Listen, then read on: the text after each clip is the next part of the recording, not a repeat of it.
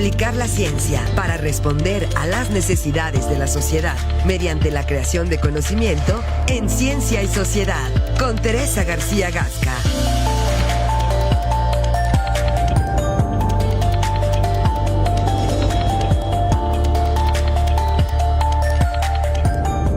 Continuamos con más aquí en Presencia Universitaria y en este inicio de año le damos la bienvenida, por supuesto, a la doctora Teresa García Gasca, quien es un gusto escucharla en esta mañana. Doctora, ¿cómo está?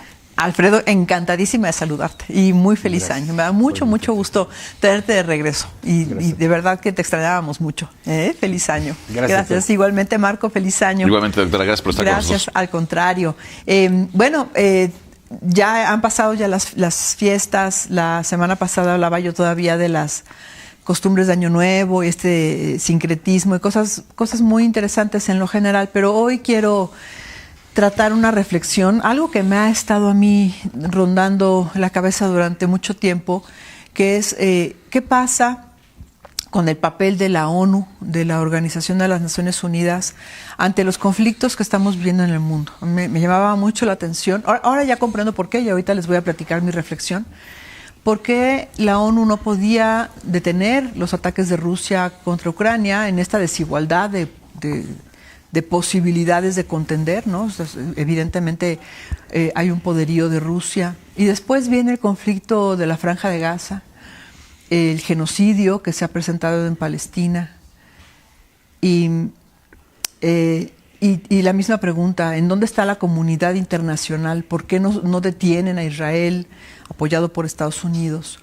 ¿Qué falta para que la ONU pueda actuar? Entonces quiero yo platicarles sobre esta reflexión. Me puse a leer, a buscar información más a fondo y ya comprendo por qué no la ONU no puede actuar, digamos, coloquialmente no tiene dientes para actuar en este tipo de conflictos. Entonces les traigo algunas imágenes para contextualizar y para poder comprender un poquito más el papel de la Organización de las Naciones Unidas en conflictos armados, como el que tenemos hoy pues ya iniciado en Venezuela, pero que puede todavía escalar a proporciones muy importantes. Entonces aquí les tengo algunas imágenes. En principio platicarles cómo está constituida la Organización de las Naciones Unidas. Esta organización pues consta de una Asamblea General de 193 países. La ONU inició con 50 países en 1945, al término de la Segunda Guerra Mundial. Ahorita platicamos sobre ese aspecto. Y bueno, de esta Asamblea General emanan órganos importantes como la Secretaría General, el Consejo Económico y Social, la Corte Internacional de Justicia, el Consejo de Seguridad y el Consejo de Administración Fiduciaria. Particularmente el Consejo de Seguridad está constituido por 15 miembros, 10 miembros rotatorios con 2 años de permanencia y 5 miembros permanentes con poder de veto. Y ellos son los que toman en este Consejo de Seguridad, en donde se toman las resoluciones cuando se trata de conflictos que tienen que ver con la paz mundial. Entonces vamos a la siguiente imagen, los antecedentes de la Organización de las Naciones Unidas, que el año pasado cumplió ya 80 años. Viene de la Sociedad de las Naciones que tuvo lugar entre 1919 y 1946, después de la Primera Guerra Mundial. Sin embargo, bueno, pues esta Sociedad de las Naciones no pudo prevenir la Segunda Guerra Mundial por falta de mecanismos efectivos y porque no estaban participando las grandes potencias. Y yo creo que este aspecto sesgó de forma importante la conformación de la ONU. Y bueno, entonces, durante la Segunda Guerra Mundial, los países aliados, que son justamente pues quienes son hoy casi todas las grandes potencias, delinearon un nuevo sistema internacional con la Carta del Atlántico del 1941, la Declaración de las Naciones Unidas en el 42 y la Conferencia de San Francisco en el 45 para conformar la Organización de las Naciones Unidas el 24 de octubre de 1945. Así entonces cumplió 80 años el año pasado esta organización, que tiene distintas funciones. En la siguiente imagen se las menciono básicamente. Es el mantenimiento de la paz, la prevención y resolución de conflictos, la promoción de los derechos humanos, el desarrollo sostenible y cooperación internacional, derecho internacional y asistencia humanitaria. Muchas de estas funciones son primordiales y no habría forma de dar cara a muchos problemas sin que la ONU tuviera parte, ¿no? Sobre todo en cuestiones humanitarias, en resoluciones de conflictos y llegada de acuerdos. En fin, nos lo vivimos en la pandemia, la OMS, por ejemplo, ¿no? Que es un organismo que emana de la ONU. Y bueno, en ese sentido, la ONU participa en muchas acciones de beneficio para la paz mundial y para el bienestar social en el mundo. En la siguiente imagen, entonces la ONU, ¿en qué conflictos ha participado? ¿En qué conflictos armados ha participado? En muchísimos, y ha tenido papeles muy importantes.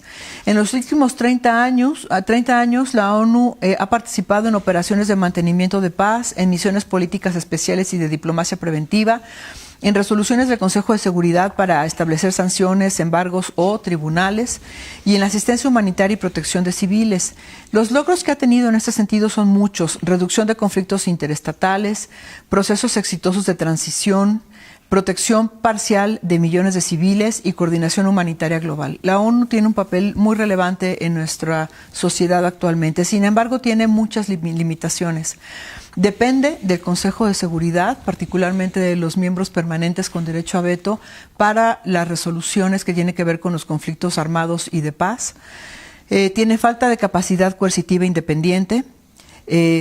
Tiene problemas para actuar en casos de abusos por fuerzas de paz y dificultades en conflictos prolongados y guerras civiles. Así entonces la ONU no tiene todas las herramientas para poder controlar y detener conflictos armados como los que hemos vivido en los últimos años. Puede trabajar fuertemente en prevenirlos, en llegar a acuerdos, pero no hay más que hacer cuando los conflictos se detonan. En la siguiente imagen vamos a platicar del Consejo de Seguridad, porque justamente ese es un tema. El Consejo de Seguridad es el órgano responsable del mantenimiento de la paz y la seguridad internacional. Sus decisiones pueden ser jurídicamente vinculantes para los Estados miembros de la ONU. Los miembros permanentes de la ONU, los que tienen derecho a veto, son Estados Unidos, Rusia, China, Francia y Reino Unido, es decir, 5 potencias mundiales, principalmente las que salieron victoriosas en la Segunda Guerra Mundial. De ahí que sea importante mencionar esto, porque son estos países los que han mantenido, digamos, la supremacía en términos de conflictos a partir de la Segunda Guerra Mundial. De los miembros no permanentes son 10 estados, de los 193 estados en total, son 10 estados elegidos por la Asamblea General cada 2 años y se distribuyen de forma regional. En África son 3, Asia Pacífico 2, América Latina y el Caribe 2, Europa Occidental y otros 2 y Europa Oriental 1. Y estos no tienen derecho a veto. Entonces, en ese sentido, no pueden detener ninguna acción por su propia mano, digamos, ¿no? Esto nos lleva a un sistema sesgado y desigual, desde luego, en la toma de decisiones. En la siguiente imagen, ¿cuáles son las funciones del Consejo de Seguridad? Autorizar operaciones militares y misiones de paz, imponer sanciones internacionales, determinar amenazas a la paz, autorizar el uso de la fuerza, establecer tribunales internacionales y supervisar conflictos armados y procesos de paz. Para que se puedan llevar a cabo cualquiera de las funciones del Consejo de Seguridad, se necesita que estas acciones cuenten con 9 votos afirmativos por parte del Consejo, 9 de estos 15, y ningún veto de los miembros permanentes. Si algún miembro permanente veta, entonces no se puede llevar a cabo ninguna acción. Y el veto puede bloquear entonces una resolución, aunque haya mayoría. Así entonces el Consejo enfrenta conflictos de interés estructurales y políticos que limitan su efectividad. Estamos cooptados, digamos, por estas 5 potencias que con que una vete cualquier acción, entonces no se puede llevar a cabo.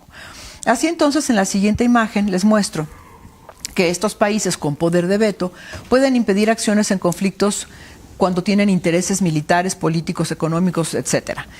Por ejemplo, Estados Unidos tiene vetos reiterados en las resoluciones sobre Israel y Palestina. Por eso es que no se ha podido hacer nada a través de la ONU en el conflicto de la Franja de Gaza.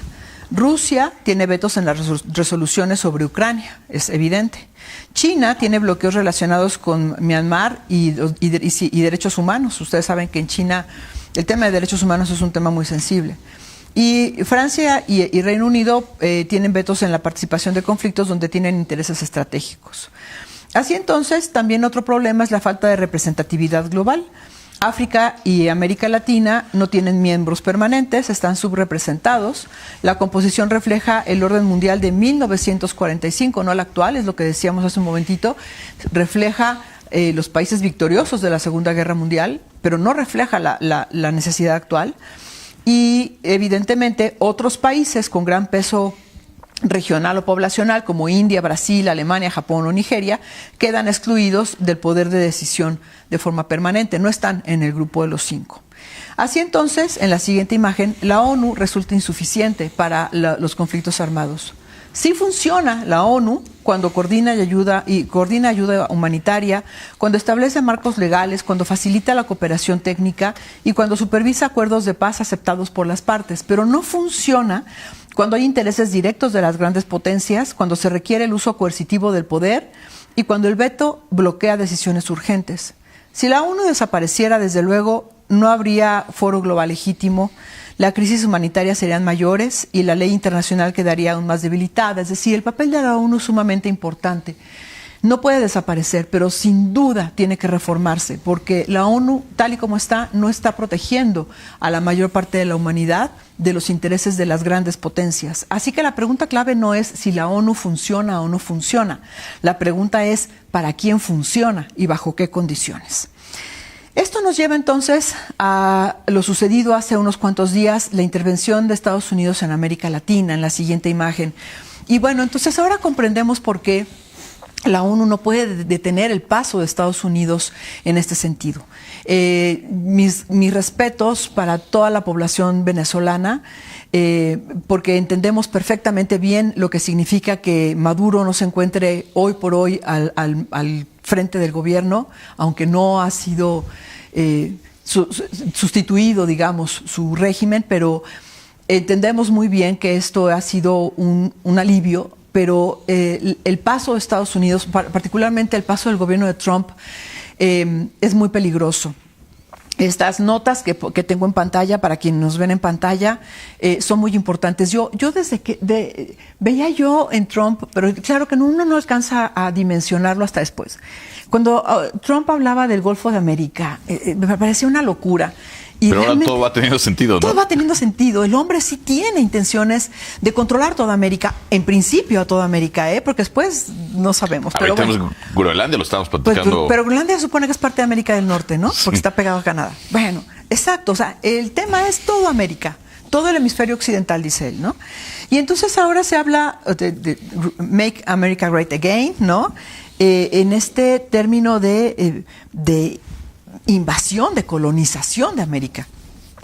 La doctrina Monroe, que ahora le dicen la Donroe, porque está fusionada con estas ideologías de él, en donde dice, hacemos lo que queremos en el hemisferio porque nos pertenece, porque le pertenece a Estados Unidos. Según él. Según él, en su creencia. Pero el problema, Marco y Alfredo, es que toda la gente que está atrás de Trump, en su país al menos, y que está apoyando todas sus ideas, que son verdaderamente, desde mi punto de vista, descabelladas, pero son una locura, pero son una realidad, ¿no? El hombre tiene el poder, es decir, porque puedo y porque quiero, y porque nadie me puede detener.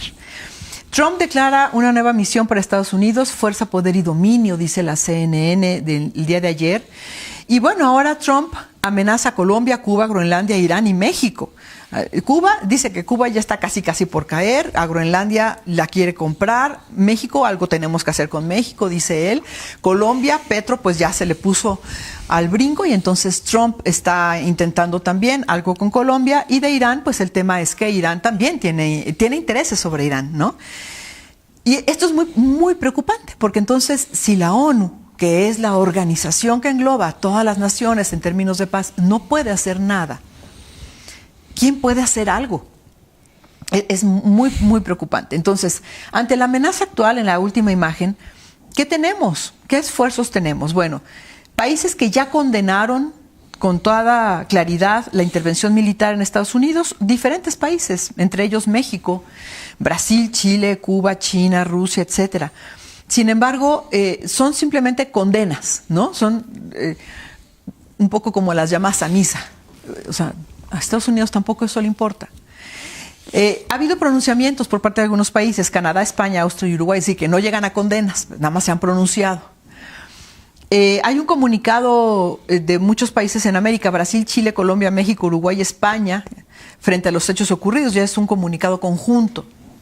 Y otros países que están generando acciones para digamos, bloquear a Estados Unidos, por ejemplo, el bloqueo turístico a Estados Unidos en países que son en africanos, Mali, Níger y Burkina Faso. Y son pequeños esfuerzos, pero aquí la gran pregunta es, ¿cómo se va a detener esta voracidad del gobierno de Trump sin que esto termine en un conflicto armado? Porque si la ONU no tiene herramientas para detener, porque evidentemente Estados Unidos va a vetar todas las acciones que tengan que ver con este tema, entonces, ¿qué se puede hacer? Dejo la pregunta, no sé, esto es una mera reflexión, tampoco soy la experta en el tema, he escuchado las entrevistas que han hecho últimamente a expertos en el tema, pero yo quería comprender por qué la ONU no podía hacer nada, ¿no? O sea, bueno, y nos acaba de dar la respuesta. Sí, no puede hacer nada. Está atada de manos. Está atada de manos. El secretario general no puede más que pronunciarse y rechazar las acciones de Estados Unidos, pero no puede hacer absolutamente nada. Y si no puede la ONU... ¿Quién podrá? No sé quién puede. Con eso nos quedamos. Exacto. Como siempre, muy interesante su participación, doctora. Muchas Le agradecemos gracias. enormemente. Gracias a Nos vemos la ambos. próxima semana. Sí, con gusto. Gracias. Vamos con la síntesis de la conferencia mañana.